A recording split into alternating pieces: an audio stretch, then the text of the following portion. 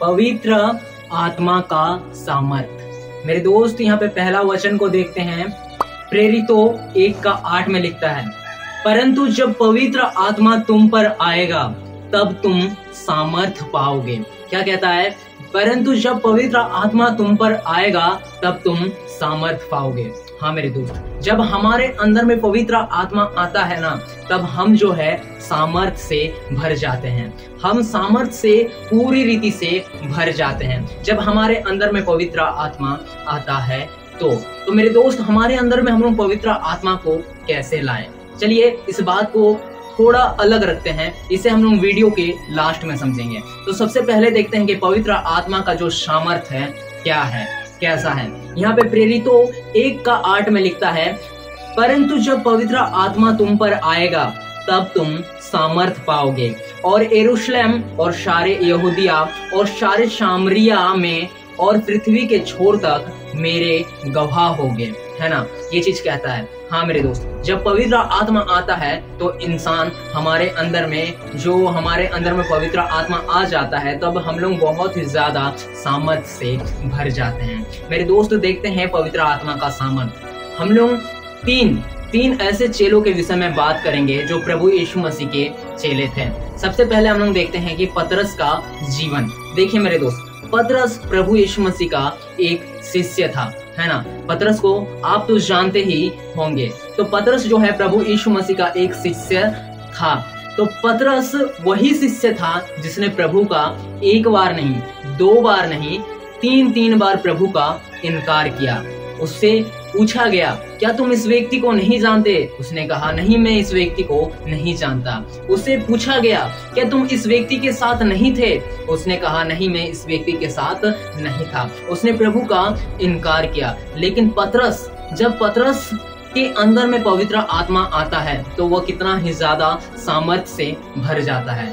हाँ मेरे दोस्त, यीशु मसीह का नाम उसने इनकार किया, है ना। पतरस जो था यीशु मसीह का नाम को इनकार किया, और देखो वही पतरस के अंदर में जब पवित्र आत्मा आता है तो वो इतना ज्यादा सामर्थ्य से भर जाता है कि यीशु मसीह का नाम को ही वह पूरी जगत में फैलाता है ना। वो प्रभु का सुसमाचार को सुनाता है और पवित्र आत्मा का सामर्थ्य इतना होता है कि लोग उससे चंगाई पाते हैं। पतरस जो है पवित्र आत्मा का सामर्थ्य से बड़ा काम करता है, अद्भुत चिन्ह चमत्कार को दिखाता है ना।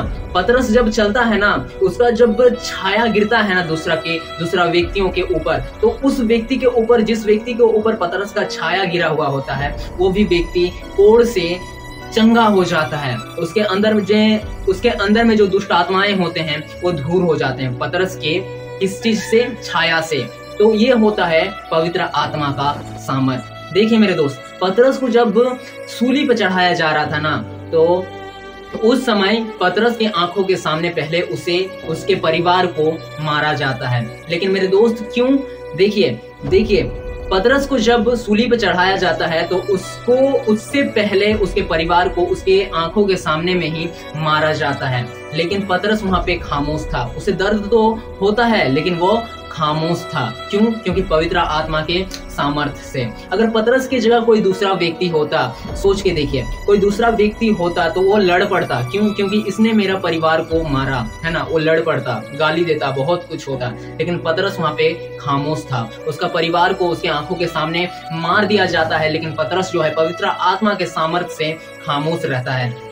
वो जानता है, क्या जानता है? वो जानता है कि जो कोई अपना प्राण को बचाना चाहेगा वो उसे खोएगा, और जो कोई अपना प्राण को खोएगा वो उसे बचाएगा। ये पतरस ये वचन काफी अच्छी रीति से जानता था, और पवित्र आत्मा में वो इतना ज्यादा मजबूत था कि उस जगह वो खामोश रहा। और जब पतरस को सूली पे चढ़ा दिया जाता है ना, तो पतरस कहता है कि मुझे मेरे प्रभु के जैसा सूली पे मत चढ़ाओ। मेरा जो सर है प्रभु का चरणों में होना चाहिए, और मैं अपने प्रभु का चरण को चूमते हुए मर जाऊं। इस प्रकार पतरस का कहना था। उसने उनसे निवेदन किया कि मुझे अपने प्रभु जैसे सूली पे चढ़ाया ना जाए। तो पतरस को जो है ना उल्टा सूली पे चढ़ा दिया जाता है, पैर ऊपर और सर नीचे, उल्टा सूली पे चढ़ा दिया जाता है। हाँ मेरे दोस्त, अब एक दूसरा चेला का बात करते हैं, दूसरा शिष्य का बात करते हैं, जिसका नाम था थोमा। थोमा मेरे दोस्त, थोमा वो वही था, वो चेला था जिसने अविश्वास किया, है ना। यीशु मसीह कहते हैं कि तुम अविश्वासी नहीं बल्कि विश्वासी बनो।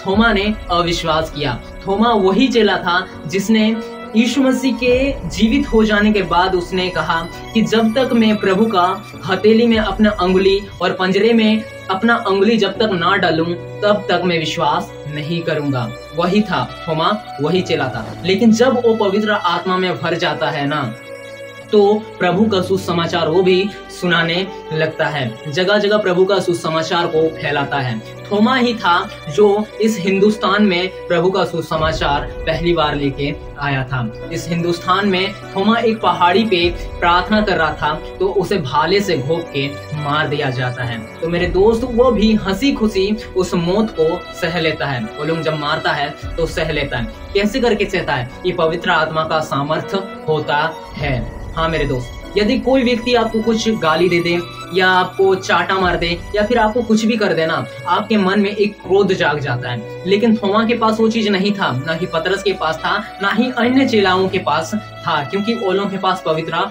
आत्मा था। वो लोगों के पास नम्रता का आत्मा था। मेरे दोस्त देखिए, इसीलिए थोमा भी जो है ना, हंसी खुशी उस मौत को ग्रहण करता है, क्योंकि वो प्रभु के नाम से मर गया। हाँ, प्रभु के नाम से मर गया और पवित्र आत्मा ने उसे सहायता किया। यीशु मसीह ने कहा कि जब मैं जाऊंगा तो तुम्हारे लिए एक सहायक भेजूंगा, अर्थात क्या है? पवित्र आत्मा भेजूंगा। और पवित्र आत्मा ने उसे सहायता किया। और वचन क्या कहता है? परंतु जब पवित्र आत्मा तुम पर आएगा तो तुम सामर्थ पाओगे।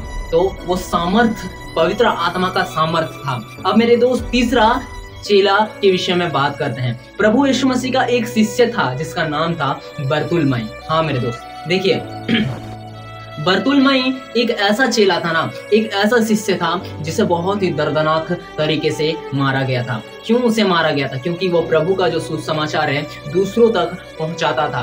प्रभु का जो सुसमाचार है दूसरों के सामने प्रचार करता था। इसीलिए दूसरा जो इंसान लोग होता है, जो दुश्मन होते हैं, वो लोग बरतुलमै को बहुत ही दर्दनाक तरीके से मारते हैं। उन्हें वहाँ का जो राजा होता है, उन्हें आज्ञा दिया जाता है कि इस व्यक्ति का जो चमड़ा होता है उसे छील दिया जाए। हाँ मेरे दोस्त, देखिए बरतुलमै जब जिंदा और जीवित था ना, उसका चमड़ा को छुरी तलवार से लेके इस टाइप उखाड़ के ऐसे काट काट के शरीर से उसका चमड़ा को अलग किया जाता है। और कहा जाता है कि उसे फिर सूली पे चढ़ाया जाता है और उसका जो सर होता है उसे धड़ से अलग कर दिया जाता है। सोचिए मेरे दोस्त, जब हम लोगों को कोई सुई चुभता है तो कितना ज्यादा दर्द होता है, लेकिन उसे तो उसका शरीर का चमड़ा को ही काट काट के अलग किया गया। लेकिन वो सब जो दर्द है वो सब उसने कैसे सहा? मेरे दोस्त, कारण बस एक है, इसमें बस एक कॉमन बात है, वो है पवित्र आत्मा का सामर्थ। ये होता है पवित्र आत्मा का सामर्थ। जब हमारे अंदर में पवित्र आत्मा होगा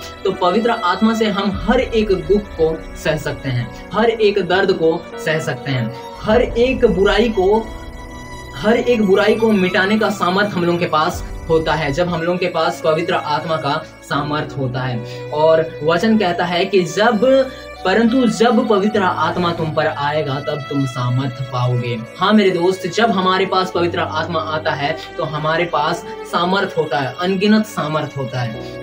मेरे दोस्त देखिए, अब जिस प्रकार मैंने वीडियो के शुरुआत मैंने आपको बताया कि मैं बाद में बताऊंगा कि पवित्र आत्मा हमारे अंदर में हम लोग कैसे लाए। देखिए मेरे दोस्त, प्रभु यीशु मसीह ने कहा था कि तुम मांगोगे तो तुम्हें दिया जाएगा, तुम ढूंढोगे तो तुम पाओगे और तुम खटखटाओगे तो तुम्हारे लिए खोला जाएगा। यीशु मसीह ने अपने शिष्यों से कहा, तुम में से कौन ऐसा पिता है जो अपने पुत्र के रोटी मांगने पर पत्थर देगा? या तुम में से कौन ऐसा पिता है जो अपने पुत्र के पानी मांगने पर उसे जहर देगा? जब तुम लोग बुरे होकर भी अपने संतानों को अच्छी वस्तुएं देना जानते हो तो तुम्हारा जो स्वर्गीय पिता है, तुम अपने स्वर्गीय पिता से पवित्र आत्मा मांगोगे तो वह तुम्हें क्यों ना देगा। हाँ मेरे दोस्त, सीधा और सिंपल में यही है कि जब आप पवित्र आत्मा का मांग करेंगे तो आपको प्रभु जो है, अपना स्वर्गीय पिता जो है, हमें पवित्र आत्मा अवश्य देगा। मेरे दोस्त आशा करता हूँ कि मैंने जो कुछ भी इस वीडियो में आपको बताया आप समझे होंगे। और मेरे दोस्त इस वीडियो के अंत में बस इतना कहना चाहता हूँ कि यीशु मसीह ने एक बात कहा था कि जागते रहो, क्योंकि जिस घड़ी के विषय में तुम सोचते भी नहीं हो ना, उसी घड़ी मनुष्य का पुत्र आ जाएगा। हाँ मेरे दोस्त, ये वचन जो है ना व्यर्थ नहीं जाएगा। इस समय बहुत सारे विश्वासी ऐसे हैं जो इस विश्वास में टिके हुए हैं कि यीशु मसीह आ जाएंगे, ये बहुत अंतिम समय है। हाँ मेरे दोस्त, लेकिन यही जो विश्वासी अभी जो टिके हुए हैं ना, ऐसा घड़ी आने वाला है जब वो विश्वासी ना अविश्वास करने लगेंगे।